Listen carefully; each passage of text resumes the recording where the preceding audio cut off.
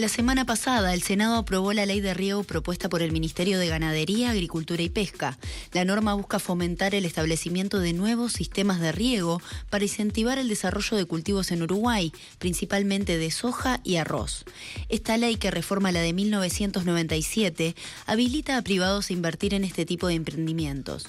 Por lo tanto, empresarios nacionales o internacionales ajenos a la producción rural podrán poner el dinero necesario para la construcción de embalses u otro tipo de obras hidráulicas e incursionar en este rubro.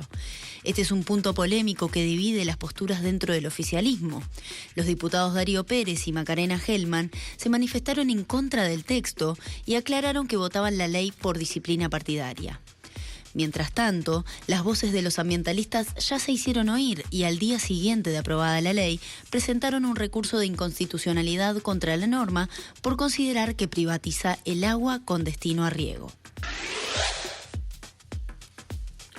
Bueno, allí está un poco resumido lo que sucedió a nivel parlamentario y lo que decíamos recién de las posiciones.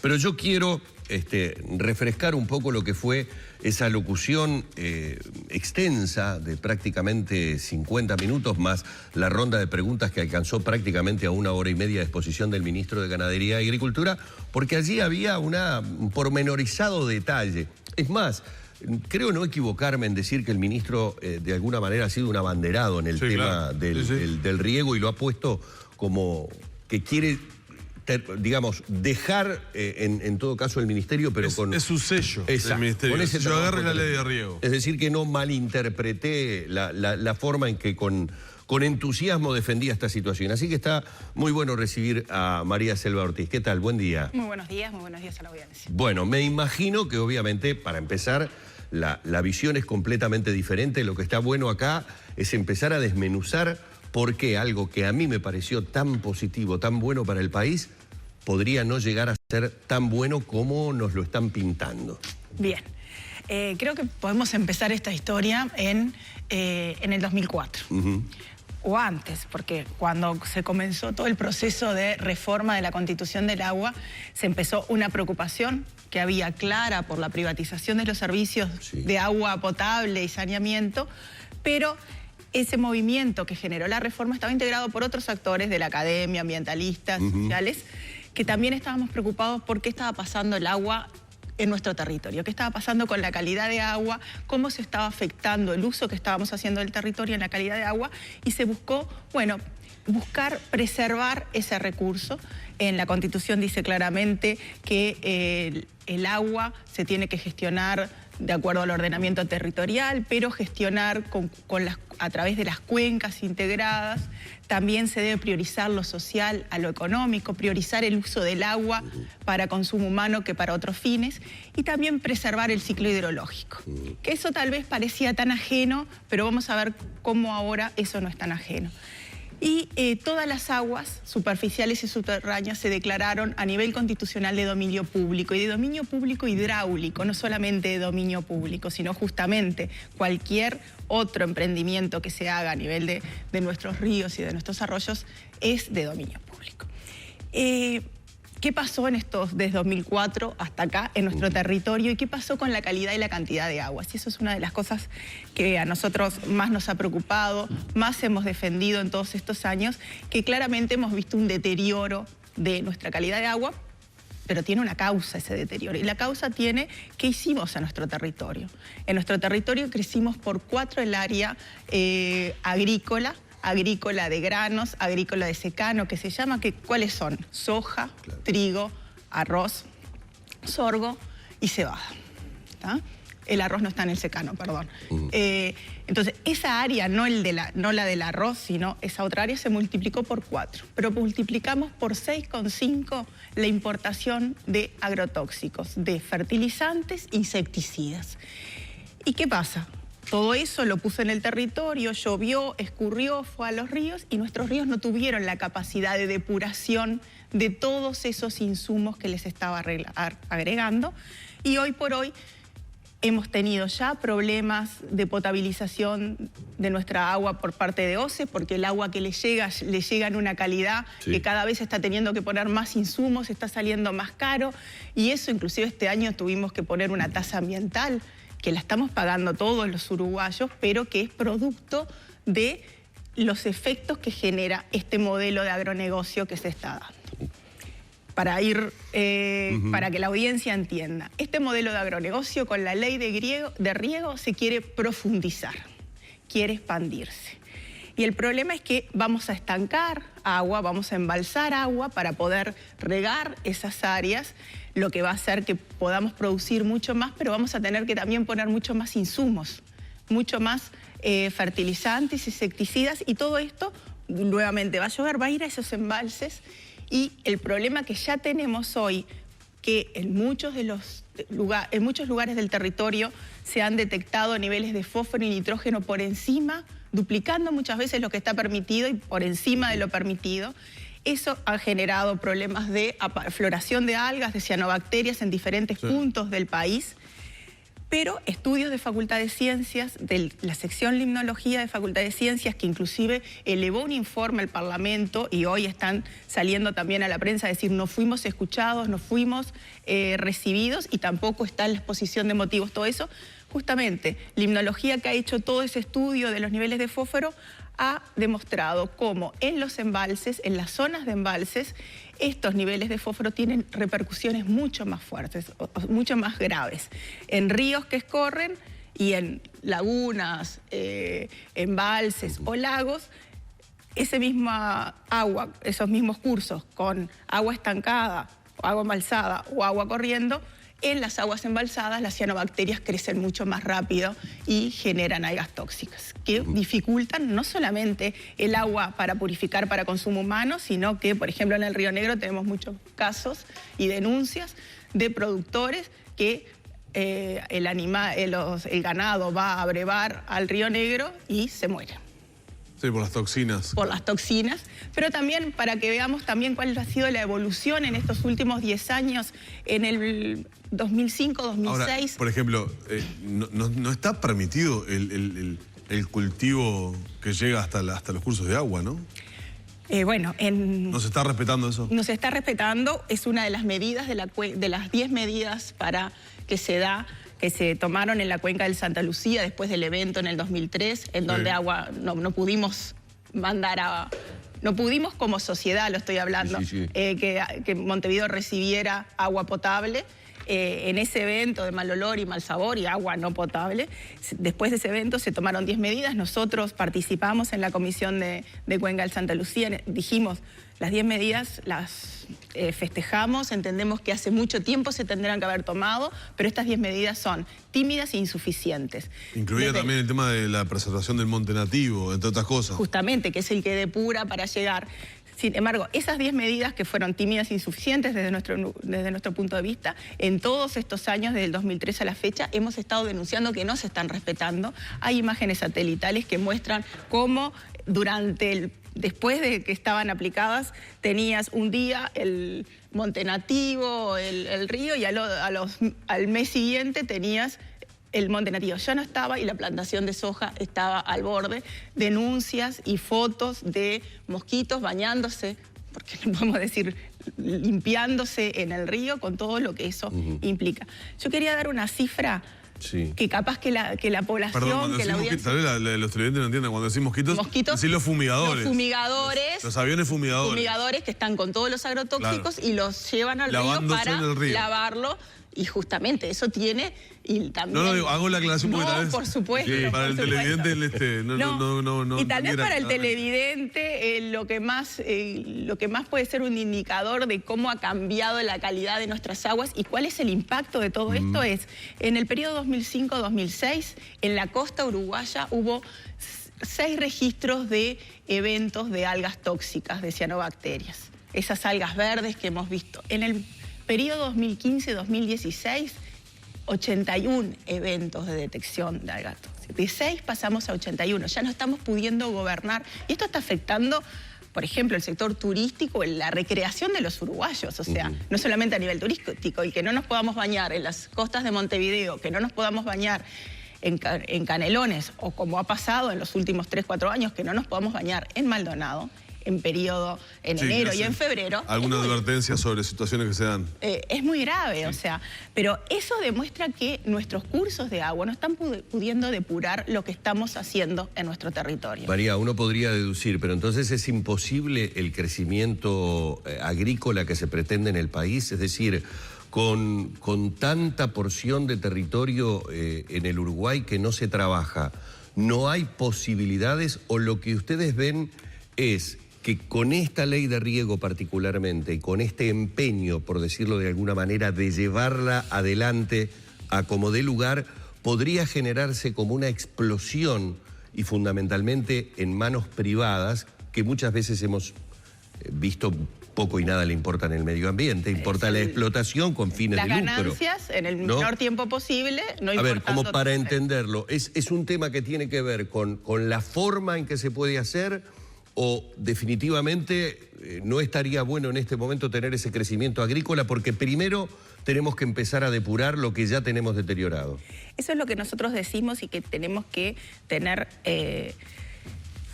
una política nacional de aguas clara. Y bueno, en el año pasado se discutió y aprobamos una política nacional de aguas que si no queremos que quede como una mera intención, sí, tenemos que sentarnos, ver qué está pasando en cada una de nuestras cuencas, cómo revertir los procesos de contaminación.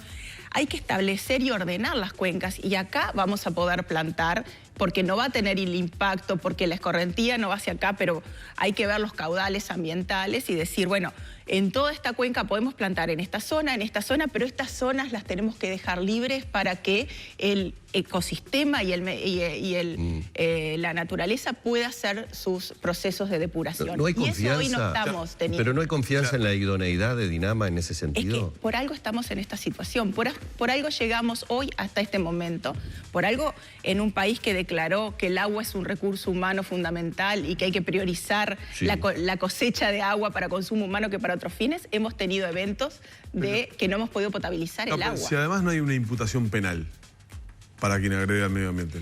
Porque, digo, el caso de Paso Picón, ¿no?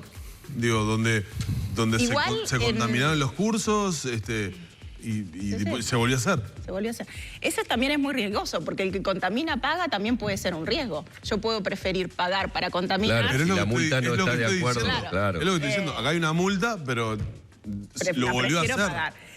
A ver, ¿qué pasa con la ley de riego? La ley de riego, además de lo que estamos alertando, que decimos, hoy nuestra calidad de agua es mala, producto de lo que estamos haciendo en el territorio. La academia, la Facultad de Ciencias alerta que embalsar agua hace que todo este problema de eutrofización, de aparición de algas tóxicas en nuestros recursos de agua dulce, se potencien, es como crearles el mejor hábitat para que ellas se reproduzcan, entonces alertan sobre eso, además que vamos a volcar a nuestros cauces mucho más nitrógeno y fósforo por el aumento de la producción. Pero además de esto, lo que establece esta ley es que puedan entrar agentes privados, inversores privados, a generar los embalses para venderle el agua a esas asociaciones de productores que se organizaron para generar ese embalse. Primero que nada, todos estos cultivos de granos, de secanos, este 1.600.000 hectáreas, está dominado por grandes empresarios. Pensemos que el 6% de todos los empresarios que plantan granos tienen el 60% del territorio de plantación de granos. Entonces, eso es lo primero que vamos a definir. Quienes van a poder invertir, quienes van a poder decir, bueno, yo quiero... El 6% tiene el 60% de la tierra que está del 1.600.000 hectáreas. Ahí está la concentración, ¿no? Cuando hablamos. Una gran concentración. Y además que si miramos el censo del 2010 y el censo 2011, perdimos más de 12.500 productores.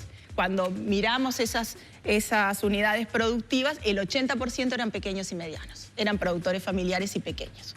Entonces, eso también es un impacto. Cuando los ambientalistas y los ecologistas hablamos de impacto, no hablamos de impactos ambientales, hablamos de impactos ambientales, sociales, políticos, económicos, y creemos que tenemos que lograr un desarrollo sustentable con justicia social y con justicia ambiental.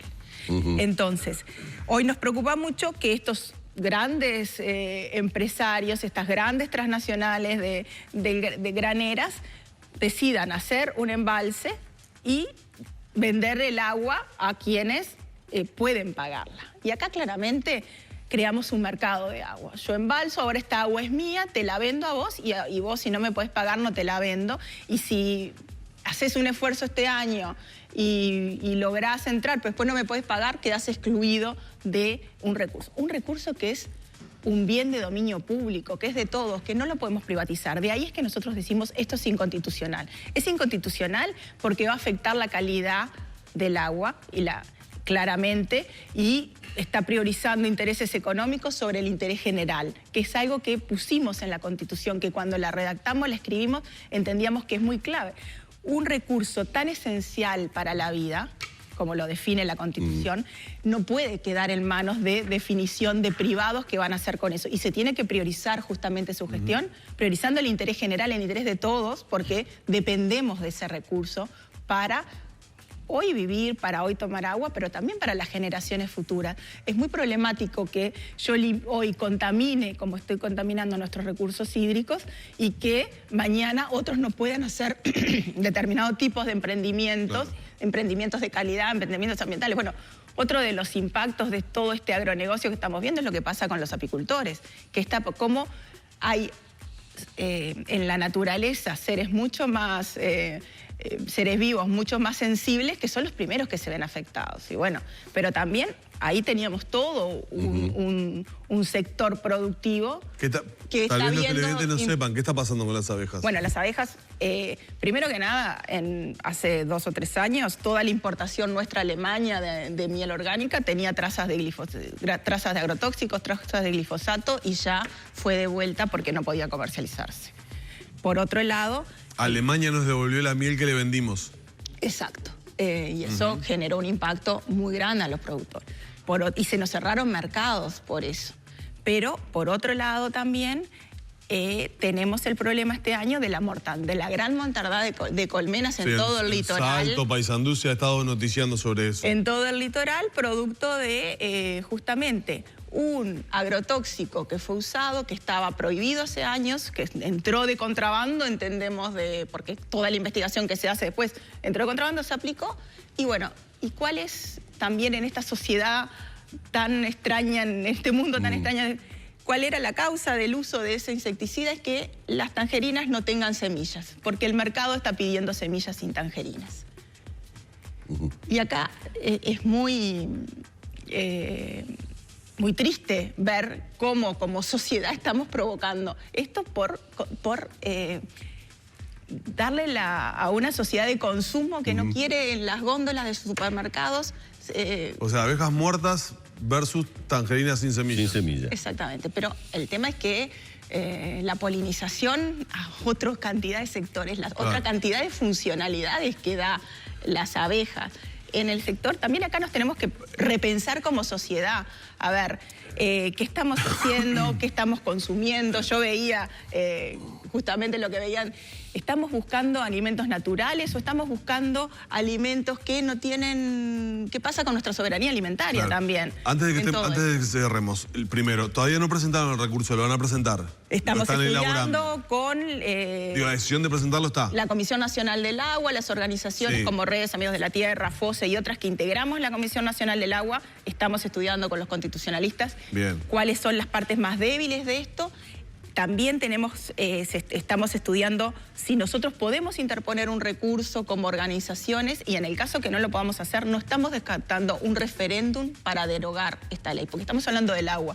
Estamos hablando de un recurso que como sociedad el 64,7% dijo, este es un recurso esencial, que en su gestión hay que priorizar el interés general y también preservarlo para las generaciones futuras. Por lo tanto, tenemos una responsabilidad como sociedad de decir, eso que en democracia directa dijimos los uruguayos, debemos respetarla, y entendemos que esta ley de riego en muchos aspectos es inconstitucional. O sea, la vía de la inconstitucionalidad, o si no el referéndum, en caso de que no prospere la inconstitucionalidad. Exactamente. Lo otro, no puedo cerrar sin preguntarte por la situación de Paysandú, del hallazgo... Petróleo. Del hallazgo de hidrocarburos. ¿Cómo están viendo desde el lugar de ustedes, cómo están viendo esa situación? Sé que en su momento muchos vecinos de Tambores fueron hasta ese lugar donde está trabajando Schwebach Energy para manifestar preocupación. Primero que nada, todas esas perforaciones las estamos haciendo sobre una zona de recarga del acuífero guaraní. Eso para nosotros ya es un tema que tenemos que poner. De cualquier forma, estas noticias, ya habíamos escuchado otras veces hallazgos de petróleo por esa zona. Hay que seguir esperando, hay que ver, hay indicios, lo que no quiere decir que ese petróleo sea rentable para extracción y todo eso. Nosotros hemos alertado, hemos visto qué ha pasado en otras partes del mundo con la tecnología de fracking y es algo que nos preocupa y sería la destrucción y la contaminación de todo el acuífero si practicamos esa forma de extracción que es por explosiones, hay micropartículas. Todo eso, bueno, es una discusión que tenemos que seguir dando sobre sociedad. ¿Cuáles son los costos sociales, ambientales de extraer si existiera, que nosotros decimos... Hay indicios, apareció en la arena, pero es muy difícil que exista en Uruguay petróleo, o sea, petróleo rentable para extraer. Nosotros hemos denunciado a la prensa, creemos que todo esto es una especulación de grandes empresas que tienen que tener estos pozos por diferentes partes del planeta para justamente que en la bolsa coticen y que en realidad lo que están haciendo en Uruguay es humo y la historia demostrará si es así o no.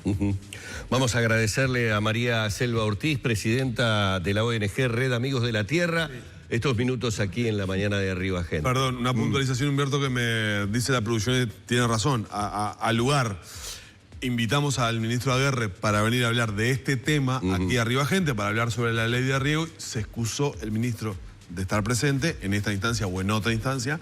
Lo que dice ahora Aguerre es que ya no van a hablar más, que lo que tienen que hablar son los legisladores. Muy bien. Muchísimas gracias, María. Un placer. Bueno, cerramos por aquí la entrevista.